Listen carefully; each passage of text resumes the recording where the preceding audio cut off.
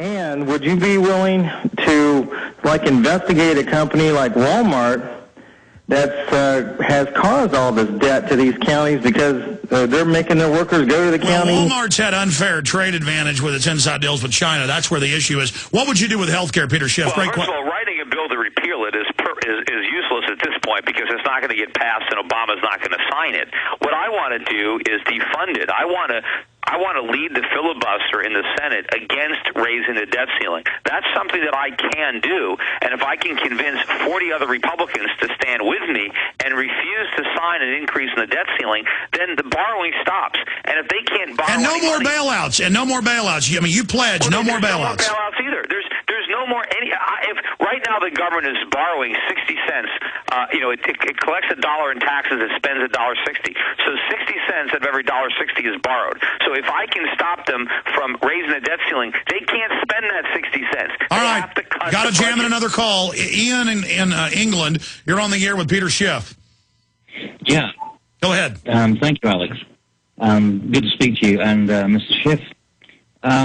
One of the things, I was going to broaden it out more regarding the dollar, obviously being the international monetary system.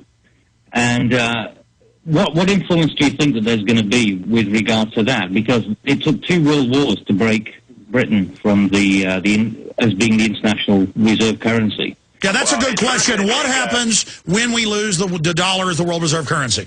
Oh, I mean, it's not a question of can we, it's just when we. And, will it happen next year and 2 years from now?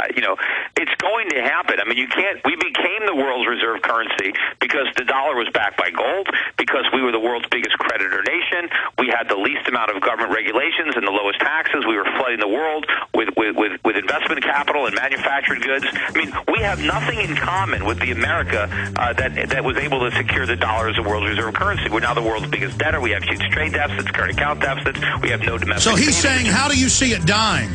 It's going to die because the world central bank stops supporting it. I mean, they won't buy our debt anymore. It's coming. We are living in the final days of the dollar's reserve currency. As I said, I don't know how many days. Stay there, Peter. Final segment with Peter Schiff. More calls straight ahead. But right now, going back to Peter Schiff. Peter, where do you stand on the borders and on Arizona? Well, I think protecting the borders is one of the few things the federal government should be doing, and it's not doing it because it's doing so many things that it shouldn't be doing. So I do want to crack down on illegal immigration, but I want to make it easier for people who want to work to immigrate into the country. But, I'm more concerned about emigration. I think if we don't do the right thing, waves and waves of Americans are going to be fleeing the country to escape oppressive taxation, regulation, and inflation. And I want to make sure that young Americans stay here and don't leave the country. Well, Mexico needs to fix its house instead of letting their whole system collapse into the United States. I mean, this is ridiculous. The Second Amendment, where do you stand on that? I stand right behind it. And, it's not about hunting and it's not about a militia. It's about preserving liberty, keeping the government in check. Americans need to be armed to preserve liberty and, of course, for crime. I mean, if you have gun control, all you do is take the guns away from law-abiding citizens and you empower the criminals because they know their victims are defenseless. Schiff4senate.com. Our websites are Infowars.com. Don't forget the new film, Don't Tread on Me, Rise of the Republic, that has solutions to take our states and county sheriffs back with myself, Sheriff Mack, and many others, available at Infowars.com.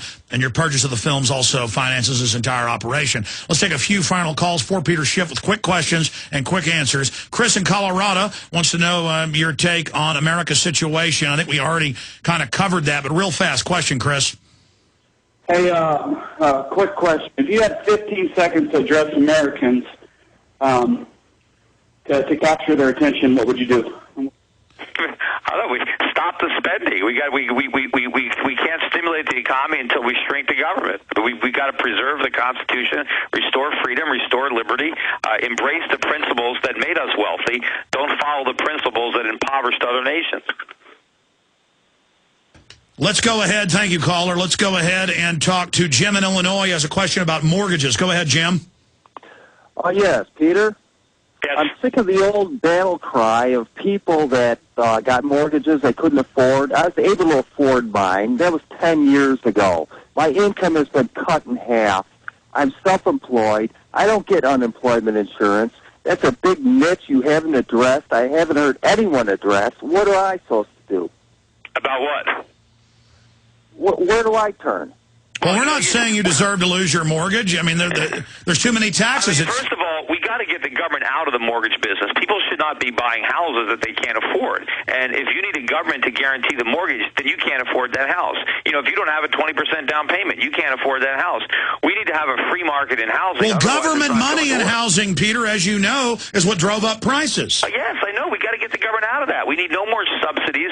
You know, we have to have a free market in housing. And, of course, it's going to mean lower housing prices, which is going to benefit people who want to buy houses because they'll be a lot less expensive. Yeah, Jim, the answer is if they wouldn't have put these trillions of dollars into government money, you wouldn't have had all the flipping of houses, and your house wouldn't be too expensive. I appreciate your call. Matthew in Canada, last caller. Quick question for Peter Schiff.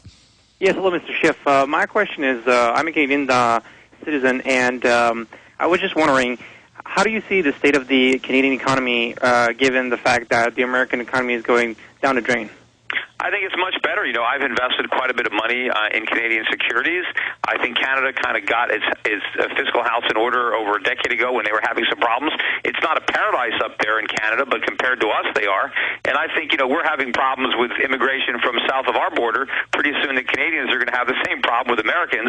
But I think that they will embrace us. I think as American refugees flee America for, you know, freer planes up in Canada, I think they will welcome Americans. And I think, unfortunately, a lot of Americans are going to find, you know, Canada to be their home. I mean, it's a little colder up there. Yeah, we're out of time.